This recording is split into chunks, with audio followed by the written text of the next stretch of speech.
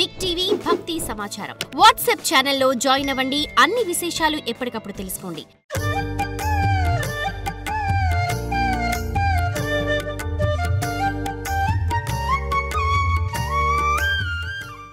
ఒకానొక కల్పంలో ఆమె తన శరీరాన్ని యోగాగ్నిలో దహనం చేయకుండా అలాగే వదిలేసింది.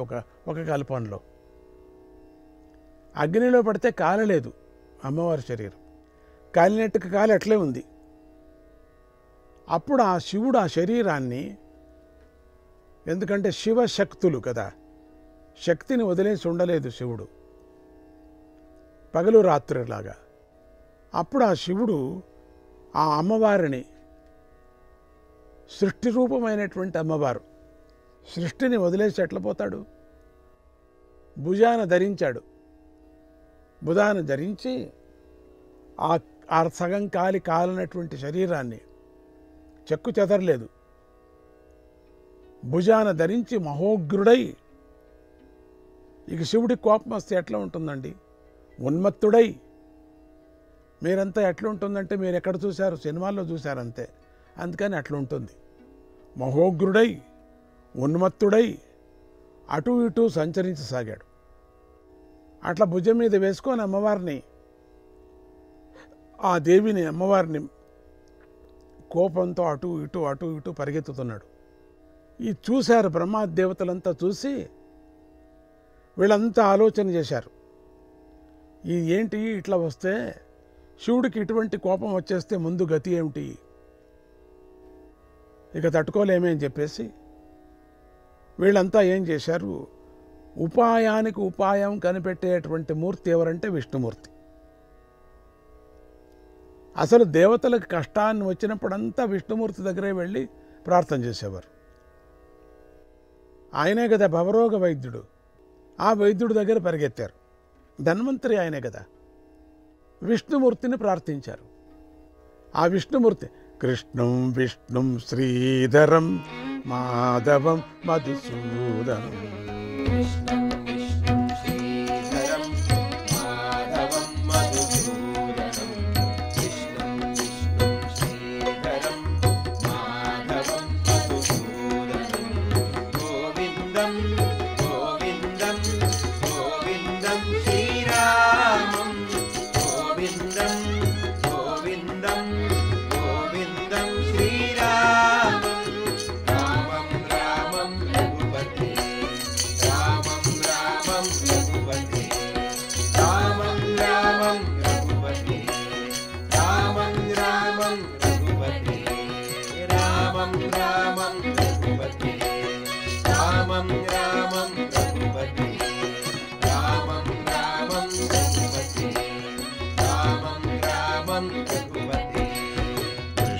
విష్ణుం శ్రీధరం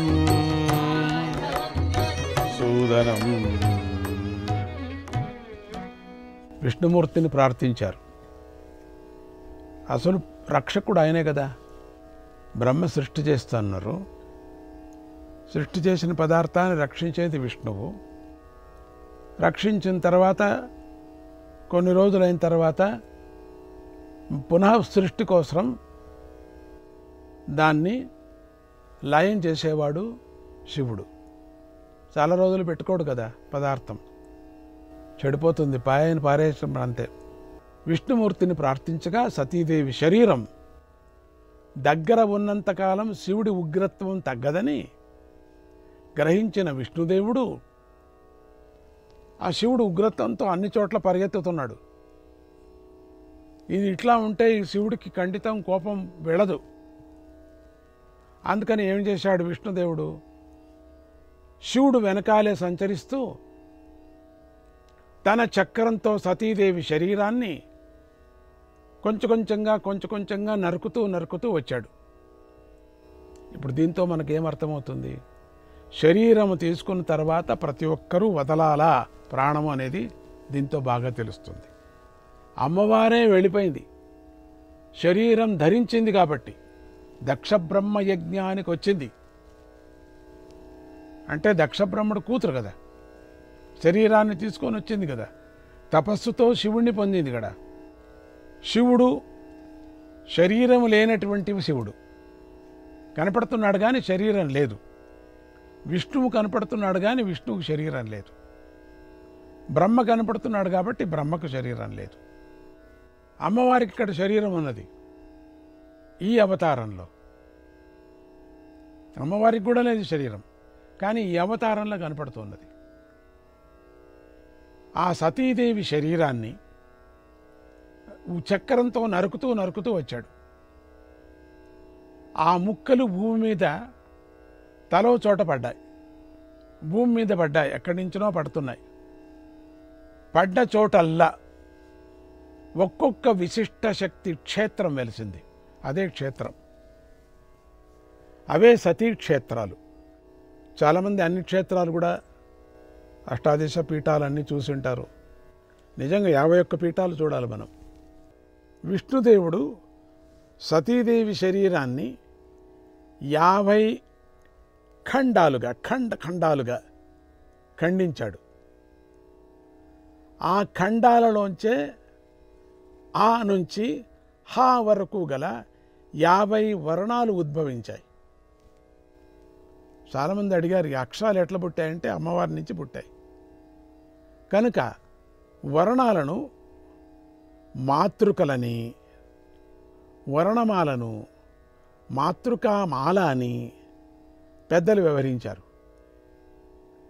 ఈ మాతృకామాల భజన కూడా ఉన్నది.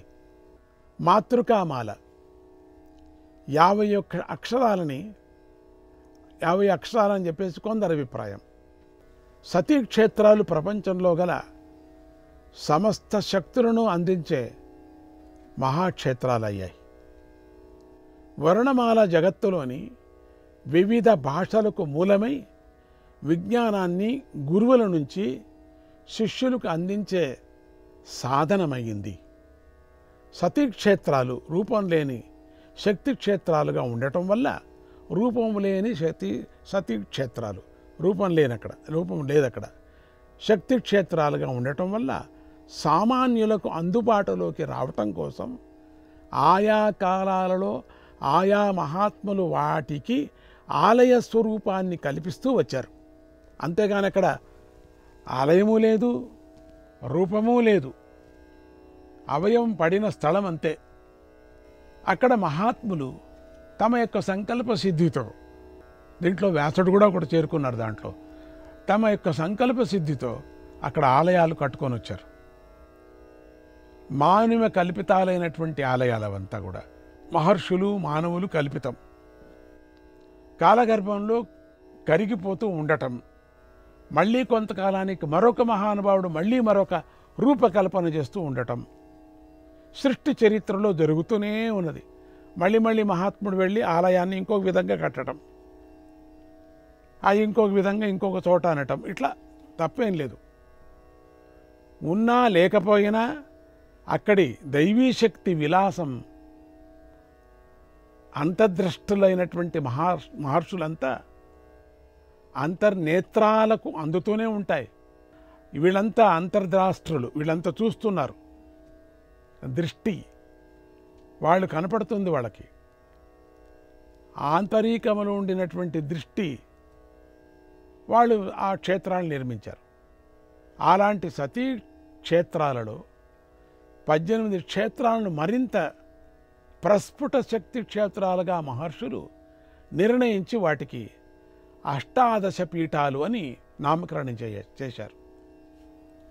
ఇప్పుడు మీకు అర్థమైంది అష్టాదశ పీఠాలంటే. వర్ణమాలలో ఏ అక్షరానికి ఆ అక్షరం ప్రధానమే అయినప్పటికీ ఈ వర్ణాలకు ఒక ప్రాముఖ్యత ఉంది. దీన్ని గమనించండి. అచ్చులలో అ, ఇ, ఉ ఎన్ని 3, ఉభయాక్షరాల్లో అం, అహ 2, హల్లులలో వర్గాక్షరాలు క, చ, ట, త, ప, క, చ, ట, త, ప 5,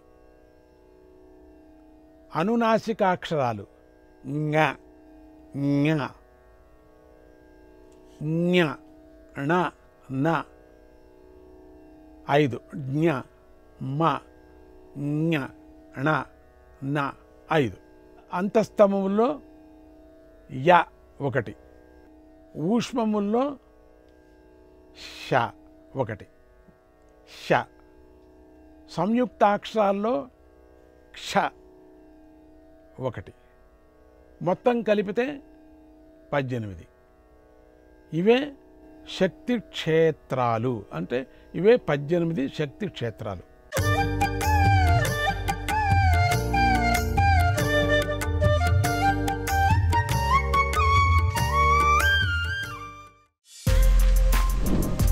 For more videos like this, subscribe Big TV channel.